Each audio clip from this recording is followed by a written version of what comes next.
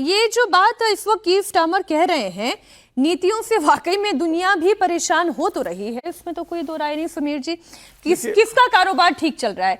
कौन से देश का मार्केट ठीक तरीके से काम कर पा रहा है? कहां पर इस वक्त इकोनॉमिक स्लंप नहीं दिखाई दे रहा है? कहां पर लोगों की नौकरियां नहीं जा रही है इस वैश्विक संकट की वजह से? देखिए, स्टारमर ने जो कहा है वो दुनिया के लगभग सभी देशों के मन की बात होगी। बस उन्होंने सार्वजनिक रूप से कहा है, बाकी लोग बंद दरवाजे में कहते होंगे ट्रंप को लेके। अब वो कहा जाता है ना कि तुम्हें दर्द दिया है, तुम ही दवा देना। तो दर्द तो दुनिया को ट्रंप ने दिया है, तो उसकी दवा भी ट्रंप को देना पड़ेगी कि भाई स्टेट ऑफ हॉर्मुज़ बंद ना हो। यह सुनिश्चित वो करना चाहिए था। लेकिन जिस तरीके से ट्रंप ने कह दिया कि भाई नाटो ने हमारा साथ देने, यूरोप के देश ने हमारा साथ नहीं दिया, तो अब वही आके स्टेट ऑफ हॉर्मुज़ को खुलवाए। और जिस तरीके से ट्रंप ने कहा है कि भाई अब नाटो में रहने की हमें जरूरत नहीं, हम विचार कर रहे हैं कि हम नाटो से बाहर हो सकते हैं, तो ईरान को लग रहा है कि अब ये समय है कि भाई ऐसे समय में यूरोपियन देशों को अपने साथ जोड़ा जाए, उन्हें कोई ऑफर दिया जाए और ट्रंप को और अमेरिका को अलग थलग दुनिया से किया जाए। अब मुझे लगता है कि जिस तरीके से स्टेट ऑफ हॉर्मुज़ को लेकर ईरान अड़ गया है कि भाई यहाँ से जो निकलेगा उसे हफ्ता वसूली देनी पड़ेगी, उसे टोल टैक्स देना पड़ेगा, और उसमें भी वो कह रहा है कि भाई मेरे मित्र देश होंगे उन्हें मैं फ्री में छोड़ दूंगा, कोई कंसेशन लेकर छोड़ दूंगा, और जो मेरे दुश्मन देश होंगे उनसे पूरी वसूली करूंगा। तो मुझे लग रहा है कि अब यह तय होने वाला बाकी है कि क्या स्टेट ऑफ हॉर्मुज़ ईरान के कब्जे में आने वाला है।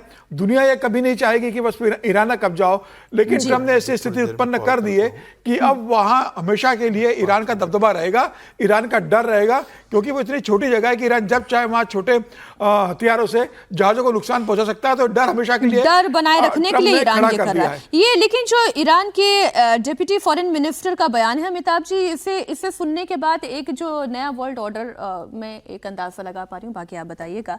ईरान कह रहा है यूरोप को लाने के लिए, रशिया के ईरान के साथ अच्छे संबंध हैं, चाइना ईरान को सपोर्ट करता है। तो क्या एक ऐसा वर्ल्ड ऑर्डर बन सकता है जहां पर Iran, Russia, China with Europe एक तरफ खड़ा हो और अमेरिका एक तरफ खड़ा हुआ दिखाई दे? बहुत हाइपोथेटिकल है, मानती हूं, लेकिन क्या ये भी एक संभावना है? आपने कार्यक्रम स्टिंग ऑपरेशन शुरू किया था। जब कियर स्टारमर बोल रहे थे ना, तो मुझे लग रहा था ये स्टिंग है। कोई कियर स्टारमर लास्ट आदमी होंगे ऐसी बात करने वाले। नई वैश्विक व्यवस्था बन रही है, धीरे धीरे वो बनेगी, इसमें कोई शक नहीं है। लेकिन ईरान ब्लैकमेल करके ये नई विश्व व्यवस्था नहीं बना सकता है। चीन रूस को बहुत क्लियरली कह चुका है पुतिन को कि न्यूक्लियर थ्रेट आपको नहीं देना है, यानी वो भी एक विश्व व्यवस्था की बात कर रहा है। ये जिस थ्रेट पर आधारित विश्व व्यवस्था का निर्माण करना चाहते हैं, इससे थोड़ा क्लियर करें कि ईरान को न्यूक्लियर पावर नहीं बनने देना है, ये चाइना भी चाहता है, ये रूस भी चाहता है? नहीं, रूस आपको पिछले बार जब JCPOA हुआ था, 11,000 किलो एनरिच यूरेनियम ईरान ने रूस को दिया था, और ये कहा था, और एग्रीमेंट का पार्ट था कि आप जो एनरिच यूरेनियम है वो अपने पास नहीं रखेंगे, और उन्होंने दिया भी था। यही बात इस समय भी हो रही थी कि जो आपके जो 400 किलो जो एनरिच यूरेनियम है, जो 60% ज्यादा है, वो भी किसी ऐसे न्यूट्रल कंट्री को दिया जाए। तो उसमें भी रूस का नाम आ रहा था, चीन का भी नाम आ रहा था। ठीक है। तो वो कभी नहीं चाहेंगे। और आपने देखा भी होगा, भारत ने जब न्यूक्लियर एक्सप्लोजन किया था या टेस्ट किया था, उस समय भी रूस ने इसको अपोज किया था। हालांकि उसने सैंक्शन नहीं लगाया था, लेकिन अपोज किया था। तो वो जो स्टेटस को है 5 राष्ट्रों का कि सिर्फ उनके पास ही डिक्लेयर्ड न्यूक्लियर वेपन होगा, उसको वो भी अपोज करेंगे कि अगर ईरान बनाना चाहता है तो।